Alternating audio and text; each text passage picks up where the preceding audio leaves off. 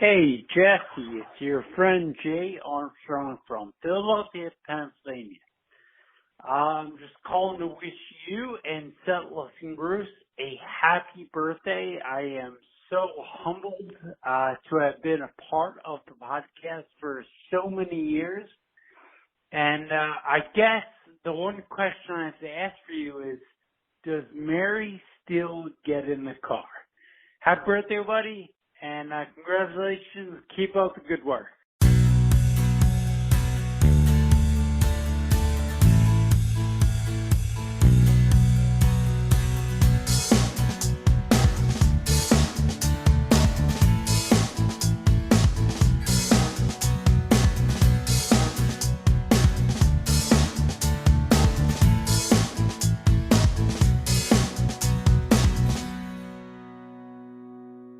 Hello, everyone, and welcome to a new episode of Set Listing Bruce, your podcast all about Bruce Springsteen, his music, and mostly his fans. I am your host, Jesse Jackson, and joining me today is a return guest. I have Lee joining me back. He had so much fun on our first time. He wanted to come back, which is always a great compliment. Welcome back to the show, Lee. Hi, Jesse. Thank you for having me back. It is great to be here.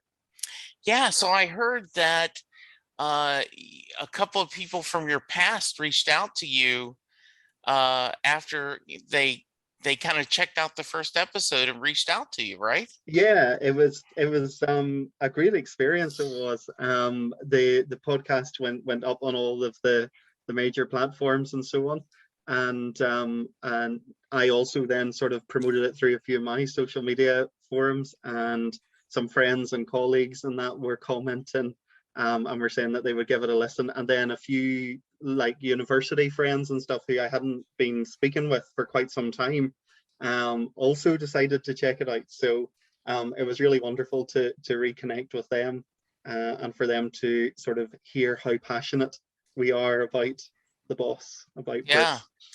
That is great. That makes me so happy. You know, and I always make that joke, right? When I'm asking the Mary question, like, hey, if you're friends of Lee or whoever my guest and you're listening to this for your first episode, but that does happen. It does, absolutely. Yeah. They wouldn't have maybe had a clue what the Mary question was about had you not contextualized it in each episode. Good, very nice. So today you're going to do Songs of Your Life. And so let me give you a little to do the context, right? This started out, the sports station that I listened to here in Dallas, The Ticket, had every week they would do an episode of biggest band coming to town, biggest show coming to town. And they would discuss all the different live musics coming to the DFW area over the next 7 days. And it gave them an excuse to talk about music, to talk about the bands, talk about it. But then when the pandemic happened, no music was coming. So they're like, okay, what do we do? And so they had this where they had the bands of your life. They asked 11 questions that are similar. They're almost the same ones that I'm about to ask you, but you had to answer a different band. So you couldn't say band that you love and band great to see live. It couldn't be. And the joke my friends have when we start doing this is they made that rule so that I couldn't pick Bruce Springsteen for every answer, right?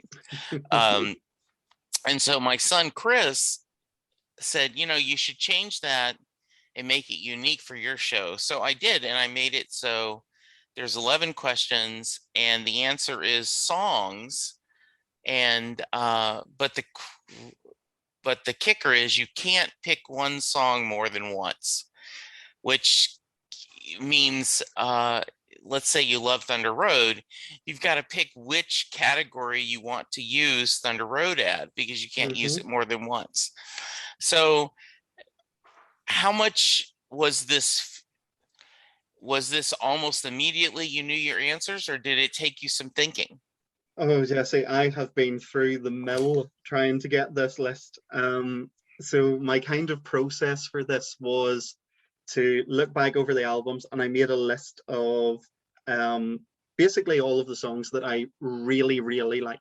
Right. And that's quite a long list at the best Sure. of times. And then I started to look at the categories and think which ones would I slot in to those categories, and a bit of shuffling went on, and then it was sort of starting to whittle it down. And even from my answers, you might hear me refer to like a couple of others at times, Oh, because sure. it has been a difficult challenge. It really has.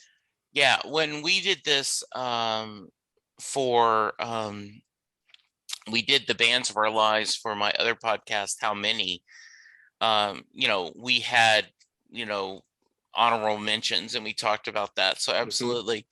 All right. Well, we always we start out with a little bit of negative. Song you hate, or at least maybe song you don't get. Okay. So my gut reaction to this question would have been Outlaw Pete. Okay. But actually, recently, of course, you did a Songs of Your Life episode with another guest called Catherine, and she also chose Outlaw Pete, and I would concur with her for pretty much all of the same reasons. I just don't get it. But you had a really useful dialogue about, of course, the little book, the children's book that had been made of it. I haven't read that. I haven't seen that. I should put out there, so I should check that out. So I thought, right, okay, since Catherine has recently dealt with Outlaw Pete, I'm going to choose something different. Okay. So I've gone with something very recent and quite current, and I've gone with House of a Thousand Guitars. Ah, okay. For this one. And it's not that I hate it. It's not that I think it's a bad song. I think it's maybe to do with placement on the Letter to You album. So you've got the Power of Prayer before it, and then coming after it, you've got Rainmaker, and it's sandwiched in between the two of them. And I love the two of those songs on the Letter to You album. And I know that, as with any Bruce show, he's an absolute master at raising things up and then bringing the tempo back down. But I just kind of feel like this one falls a little bit flat for me. And I think as well, he chose to perform it sometimes for sort of lockdown sessions when he was promoting the album and stuff like that. And I just think there's maybe better songs off the album that he could have performed. But granted, of course, he had no band probably surrounding him for the majority of that, so he was doing something more acoustic. So I will forgive him that. But I think it's more to do with just the placement of the song, and that's why I don't particularly like it. My friend Sam talked about that. He doesn't. He feels like he repeats the House of a Thousand Guitars just a little too much. You know. So very interesting choice. I will keep in mind though that Outlaw Pete got a vote again. It is Outlaw Pete is not, as I shared, not one of my favorite songs either. But very good choice. Very good choice. All right. You'll have to keep a tally. Yes, now, Jesse, exactly. of how many are getting the running yes. here. You know, that's a good idea. I make notes, you know, as I'm talking to every guest. So I have all those notes. I could come back and do an episode maybe, because, you know, in September is the 6th anniversary of the show. I'll make a note. Maybe that would be an interesting episode to say, hey, this is the songs that have been picked multiple times. So, okay, good. Thank you for that idea, Lee. All right. Song you think is overrated? Okay. I fear I may be crucified here by some of the listeners. Hey, I picked Jungle Land. Yeah. So I figure I took one for the team, right? Like I figured that one is that maybe reassures me. Good. I'm glad, Lee. Okay, I'm going to go for Glory Days. Ah, okay. It is a great sing-along song. Yes. It is an absolutely great sing-along song. I love the banter that exists between Bruce and Steve, particularly when they get going, and you know it's going home time, it's quitting time, and all of that. Yeah. But I think sometimes it's maybe strung out a little bit in its live capacity. I think also maybe it's to do with baseball connections over here in Northern Ireland and the UK. It's maybe not a sport just as prominent. Sure. But I get the premise of it, and I like the premise of it, the idea of looking back and reflecting on your glory days. Maybe I'm just a little too young. Maybe I'm just not at that stage for it Sure. to totally resonate with me. And so those are some of the reasons why I think maybe it's a little overrated. Okay, that's interesting. That Islao song he plays live a lot. So interesting. All right, song that we've left the negative part of the list. Song that is underappreciated. Right. This is probably the category, Jesse, that has nearly caused me the most difficulty.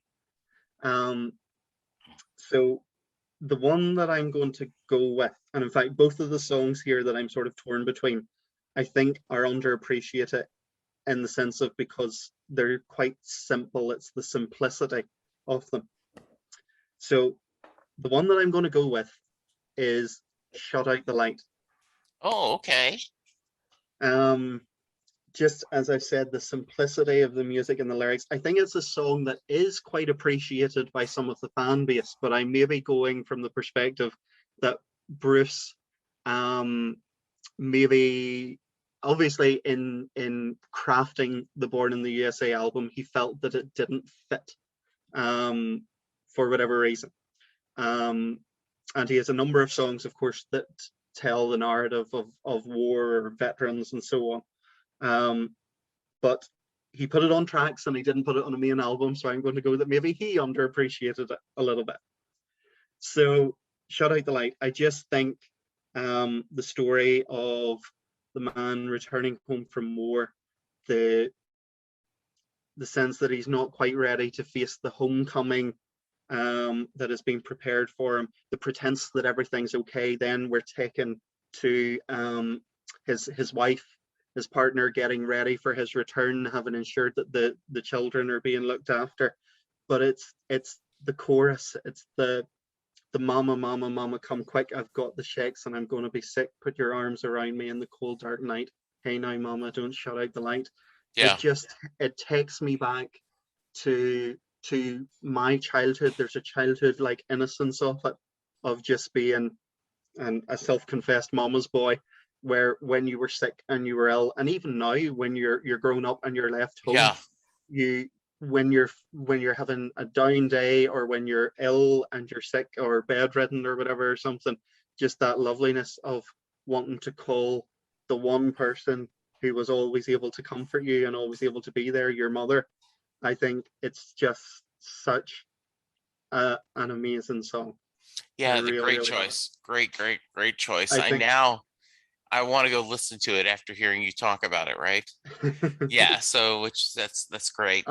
It was a difficult choice, but I think it's the one that I always come back to. My honorable mention for that one was Stolen Car from the River album. And you'll maybe see a trend that there's a few kind of more sort of slower, simple ballads coming through here. But again, I just think it's so minimalist in terms of the music. I think that it's a song kind of where we see a sense of like hopelessness with the character, someone who feels as if he needs his existence validated and he's about to disappear. He's on the wrong side of that. And I think that the song is maybe underappreciated because I feel that Bruce's writing within that song demonstrates that he's about to take a different direction. His songwriting is about to go that sort of narrative direction, and so that sort of foreshadows Nebraska. And then in terms of sort of relationships and dynamics, Tunnel of Love. So I think that song is maybe quite underappreciated because of actually the impact and the direction of travel that he was going to eventually go in his songwriting. I really like that choice. I agree. I was lucky enough to go to 4 different shows on the River Tour when he, the latest River Tour. And that is one of the songs that I would not have picked as something that I wanted to hear live, but enjoyed it each time. So that's great. So song that you love. Song that I love. I think when I was last speaking to you, I was saying that the two albums that I was really enjoying at the moment were Nebraska and Tunnel of Love. And I've gone with something off Tunnel of Love. So the reason that I've chosen this song, I think, is because of the emotions that it creates. So I've picked One Step Up as the song that I love. And again, I think it's about the simplicity. If you consider sort of just the simplicity of the actual music, it's largely Bruce solo with Paddy just on backing vocals. I think, as you know from my first episode, I'm a secondary school English teacher, and so the sort of poetry within the lyrics is something that appeals to me. We start out with these metaphors. You've got the broken furnace, you've got the car that doesn't start, and all of that just reflecting this failing marriage. And of course, we keep that in the context of when Bruce was writing this and his own marital breakdown with Julianne. And then, you know, we have the image of him wondering whether to hook up with this other girl, but also dreaming or remembering the dream that he had of dancing really tenderly with his wife, and how he weaves the lyrics of one step up and two steps back, the dance move within that. But I think it's the line, the absolute killer line, and this is the one reason that I love it, is it's to do with Bruce's self-awareness. So he writes, when I look at myself, I don't see the man I wanted to be. And I think it's just so honest, so deeply honest of him to write that. And I think it resonates for particularly a lot of males, just that looking in the mirror and thinking, are you doing all you can do? Have you become what you wanted to be, what you dreamt of being in your youth? It's just a song that I think evokes so many thoughts, and that's one of the reasons why I love it. Yeah, also reminds the line of, it's a poor man living in his own skin who can't stand the company, right? Mm-hmm. Yeah, great choice. I've talked about this often, but one of the highlights when Linda and I went and Sam went down to Houston during the High Hopes phase, it was a sign request, One Step Up.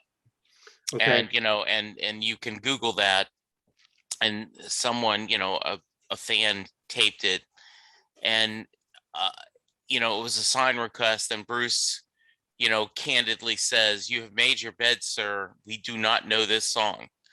You know, and it had been very rare for the band to perform it totally, and it was a great version. And it is a good song. You know, Ton of Love has a lot of, I really love that album.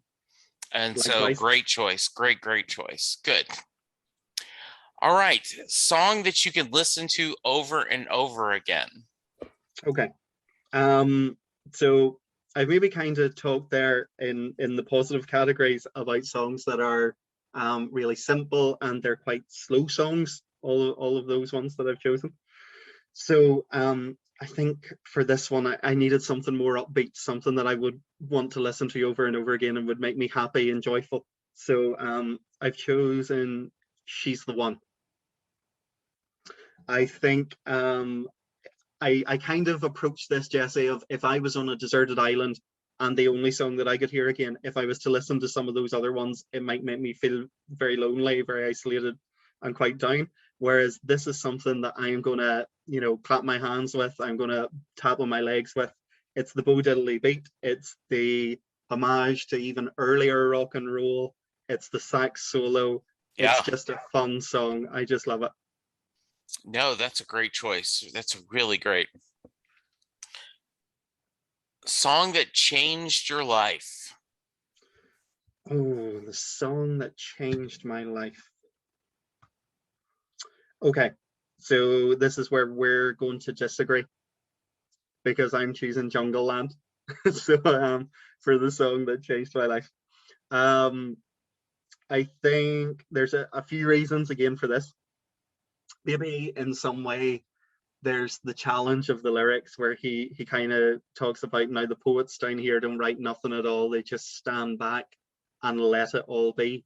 And I think that is kind of encouraging, and I find that quite encouraging, just to make an honest stand about, you know, whatever you think about things. Maybe even in my job, my career choice, a little bit of becoming a teacher and trying to sort of just inspire others and show them other ways of thinking, and stuff like that. But as an actual song, it's the individual parts, I think, as well, that play into that. You've sort of got this mournful sax solo of Clarence, that when I watch the live in New York City version, just moves me to tears. You've got Roy's piano, you've got those howls of Bruce at the end. And I think the other reason that I would put this as why it changed my life, I think again, it's maybe actually to do with placement on the album, on the Born to Run album. The fact that that is the last thing that you hear on that album is just the almost orchestral sense of the music, and coupled with Bruce's howls, it kind of just cements that album's place as one of the greatest, if not the greatest. So that's why I've gone for Jungle Land as having changed my life. Great choice for great reasons. Like I said, I recognize its greatness. It just is not a song that is a personal connection to me. Yeah. But I love that choice, and I love the idea, right, that as you as a teacher, that line about poets and just letting it be would speak to you, right? Because you are someone that believes in the power of the written word.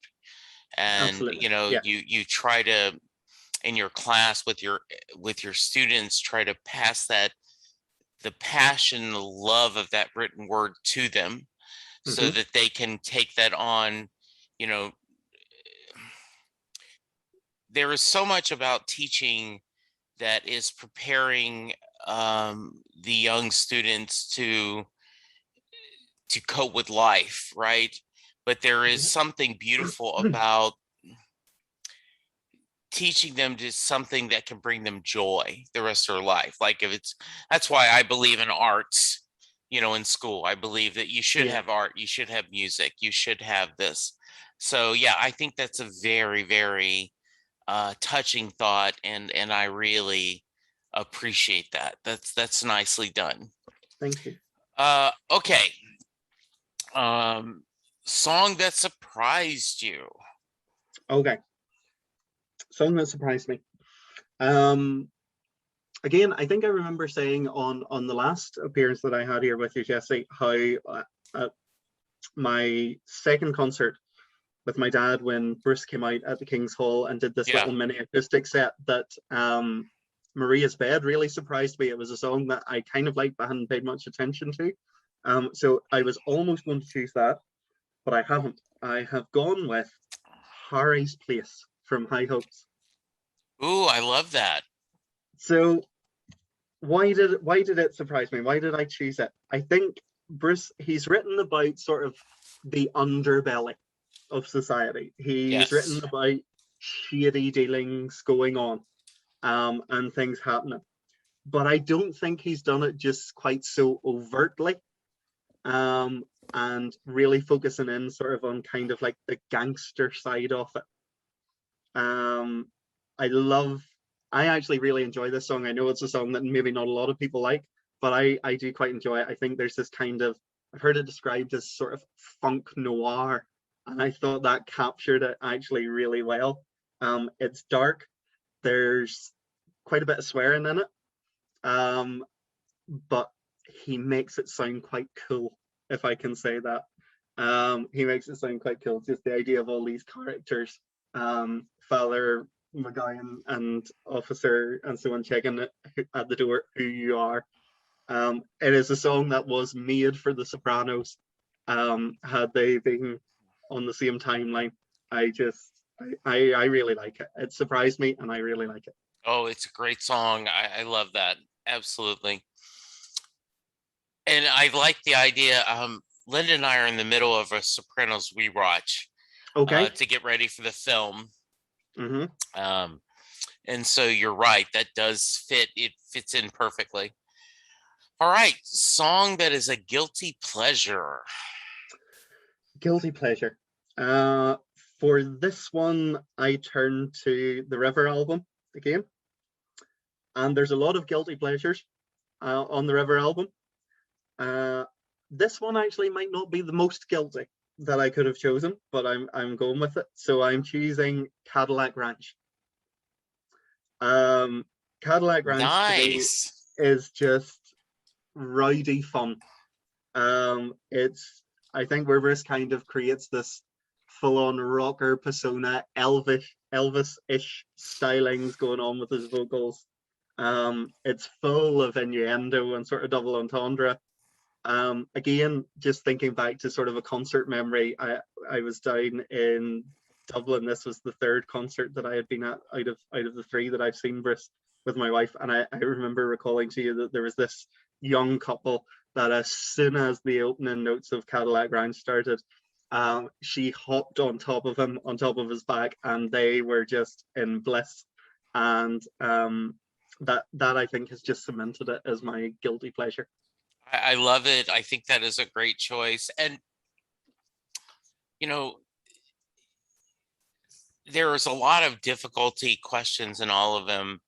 And I think in a lot of ways, guilty pleasure is one of the weirdest ones because, you know, you love them all, Mm-hmm. you know, and I think it is, that can be difficult to choose what is a song and what is a guilty pleasure. I've often heard many people say they don't believe in guilty pleasures, that if you enjoy it, you enjoy it. But great choice. I love it. All right. This is kind of a follow-up, but song you wish you had seen live. Okay. There are a number from Western Stars and Letter to You. Again, I think Sure, we kind of yes. mentioned those before. I definitely remember saying about how much I've enjoyed Rainmaker and If I Were the Priest. But the song that I have to see live, and I have to see this song before, you know, anything happens to the man or he wraps up or whatever. Yeah. I have to see Racing in the Street. Okay. Yeah, great choice. Why is that? I think it's because it reminds me of my best friend, who is a guy called William, and we have known each other from high school and we are still best friends to this day. And one of those things, whenever we were in the upper ends of our high school, that kind of cemented that was car culture. Okay. We loved cars, and we loved taking our cars and going cruising down the promenade here nearby in Port Stewart. And I think it just reminds me of that idea of the car culture, the racing in the street. It's the piano and the organ. If I had to answer that question slightly differently, Jesse, such as like which is a version of that I wish I'd seen live. Sure. The Paramount Theatre recording from 2009 that accompanied the Darkness box set, where it is just the band essentially. And I think it's one of my all-time favorite performances of the song. Again, if any of the listeners want to recommend other versions to me, please do so. But I think just Bruce sings the song and the camera is so intently focused on his eyes. And as he finishes the last lyric before they move into the musical passage of it, it just kind of hangs there, and they sort of, it's Roy on the piano, and then Max comes in, and it's quite sort of restrained. They're holding back a little bit, and it just builds to this amazing crescendo where the outro is just majestic. So the song that I have to see live is Racing in the Street. Oh, I love that. That's a great choice. Absolutely. You know, I've joked about it's their version of you know, a Beach Boy song. Like Girls of the Summer Clothes is definitely a Beach Boy song, but you know, Little Deuce Coupe and you know, Shut Down and all these, you know, Beach Boy car songs, and to have him do a car song, because basically that's what Racing in the Street is just amazing. All right, last question, and this was a tough one. and the answer is all of them, but you have to pick one. Great song to see live. Okay, I had three kind of in contention for this. I Okay. almost chose 10th Avenue Freeze Out. Oh, great choice. Great choice. Because I just think it brings together the band. It's the story of the band. Again, it's essential listening. I almost chose Atlantic City. Ooh, good song. And again, I'm kind of thinking back to, and I know there are other versions, and you have the definitive album versions, but again, of both of those songs, I love the Live in New York City DVD. I think the performances of those are fantastic. Yeah. But what have I gone with? I've chosen Darkness. I've chosen Darkness in the Age of Time. Interesting. And I think that whole album of Darkness is about struggle. I think struggle to survive, struggle to keep your own spirit alive, despite what your circumstances and what's going on around you. And when we go to one of Bruce's concerts, all of us as the audience are coming from all different backgrounds, all different circumstances going on in our lives, but we get to stand beside someone in a community of fans, and we're all on that hill. If we take the lyrics, we are right on that hill tonight. I'll be on that hill because I can't stop. I'll be on that hill with everything I've got. And we are there with the band, and they are there with us. And if you've never been to a Bruce concert, and one of the concerts that I got to was when he practically opened with Darkness, it just cemented the thought that I am here, I am on that hill with this band. It's a brilliant song to see live. Oh, So that's great choice. I love that. That is good. Lee, these are great choices. Jesse, well done. Thank you. I have to I was going on the little reference page that you sent me in the email of this, and I'm wondering if we have missed one of the songs or one of the categories. I think we've maybe missed the song that made you fall in love with Bruce. We did. Yes. Yes, we did. Thank you. I am so glad. And the only reason that I would have let that slide, but I feel this was No, you shouldn't have. I'm taking notes, and just to pull the curtain back, right? I accidentally put "She's the One" under a song that made me fall in love with Bruce. And so I was going through that. Yes, I did miss that one. This is an important one. Okay. Very good. I'm glad. So for the song that made me fall in love with Bruce, I'm going to go for Backstreets. Great choice. I think a lot of it is down to the music in this one. I again recall saying to you that I'm very much drawn, and probably when I look back at these, I'm very much drawn to a lot of like the piano-led songs. Backstreets is one of those. That opening of Roy's, that again is just so majestic, and then you build into Max's drums, and they're just punctuating it. You get the crescendo of the guitar solo in and around the middle. Bruce's vocals on this track is just outstanding. He just goes to another place, similar to Jungleland, I feel. But there's an urgency and there's a passion in this song, and I think Backstreets just covers loads of those themes like friendship and youth and loyalty and love and betrayal and all of those themes that lots of his catalogue would develop further. I also think, and again, this is probably the English teacher in me, I love a little bit of the ambiguity of Backstreets, because there's been a lot of debate over Terry and the relationship that exists between these two characters. Is Terry a girl? Is it a relationship in terms of sort of a love relationship? Is Terry male? Is it a friendship? Is it more than a friendship? I love the ambiguity that goes on there, and just how open to interpretation the song can be as well. So to me, it's just essential Bruce, and that is the song that made me fall in love with him. That is a great choice. I love that choice, And I'm so glad you caught it on your notes so we didn't miss that. That would have been sad. Lee, I love all your choices. You can tell you did a lot of thought to it. So well done, sir. Thank you. Yeah. There's so Yes. many, you're whittling down a man who has 500 odd songs down to 11. And Yeah. it's an impossible task, and they could change on any given day, so they could, Jesse, but I think this was sort of the direction of travel and where I'm at right now, and this was my selection. There's at least 8 or 10 others that could have been interchangeable with any of those.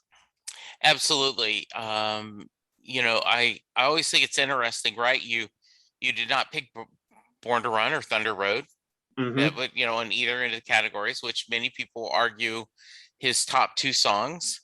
True. So it is absolutely great choices. Well done, sir. So Lee, any final thoughts you want to share about the selections or kind of the process? I think the thing that did stand out to me is that, just on sort of looking back on them, a lot of them are relationship songs, I think, and not necessarily about a male-female partnership. It could be a friendship. It could be a relationship with a community. Could be a relationship with your society. I think there's a lot there about relationships. I think I've tried to cover quite a bit of territory, but I did notice that there were some albums where I wasn't really plugging songs from, and that surprised me a little bit, because as someone who, as I say, is spend a lot of time at the moment thinking about Nebraska and Tunnel of Love. Nebraska, there's not a song features, and I would love to have got in the title track of Tunnel of Love somewhere. Sure.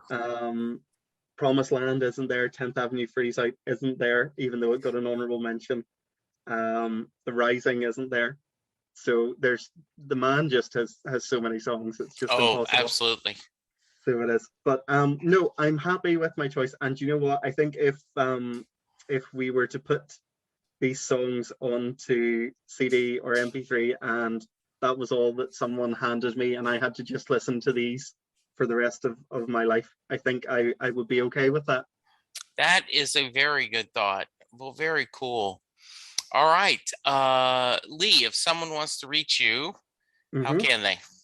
So as I said the last time, Jesse, I'm sort of on Twitter just to keep abreast of things, really. But I do reply if someone wants to message me. So on Twitter, my handle is @Lee770. Yes, and if nothing else, you're on there so that when I post the new episode, I can highlight you. Yes, very nice. Lee, this was wonderful. Thank you again for waiting on me. Once again, pulling back the curtain. We're recording this on a Sunday morning, and I thought I'd set my alarm, but I hadn't, and so my wife had gone to mass, came back, and she's like, "Hey, Jesse, are you okay?" I'm like, "Yeah." She goes, "Didn't you have a podcast?" I go, "Oh, it's not till 10:30. Well, it's 10:40. Holy moly. So thank you for waiting for a few minutes, and I No problem. appreciate it. Listeners, if you want to share the songs of your lives, reach out to me. setlustingbruce@gmail.com. I'd love to have you join me and talk to it and share your songs of your life. For now, we're going to call it quits. Please go get vaccinated. Please remember to wear your mask, to remember to wash your hands, remember to social distance, and let's all be good to each other, because that's how we're going to get through this. For now, thank you, Lee. Thank you, listeners, and we'll talk to you soon. Goodbye. Doing a podcast at times can be a one-way conversation, and I hate that. So please let me know what you like and don't like about the work I'm doing. You can reach the podcast via email at setlustingbruce@gmail.com. The show is on Twitter at setlustingbruce, and my personal Twitter is at JesseJacksonDFW. We have a website, www.setlistingbruce.com. From there, you can find links to other Springsteen podcasts as well as other music-themed podcasts. We have a page devoted to our own SLB All-Star Band. These are guests who have been on the podcast more than 3 times. There is a link to our store where you can purchase Set Listing Bruce shirts as well as a Mary Question t-shirt. There is a link to our Patreon page where you can sign up to help support the podcast financially. We have different levels and different rewards based on your support. If you don't have any extra cash, and right now who does, you can support the podcast by subscribing via your favorite podcast player and leaving us a review. The more reviews we have, the easier it is for people to find us. And please tell a friend about the podcast, especially if they love Bruce or music, because it will make a difference.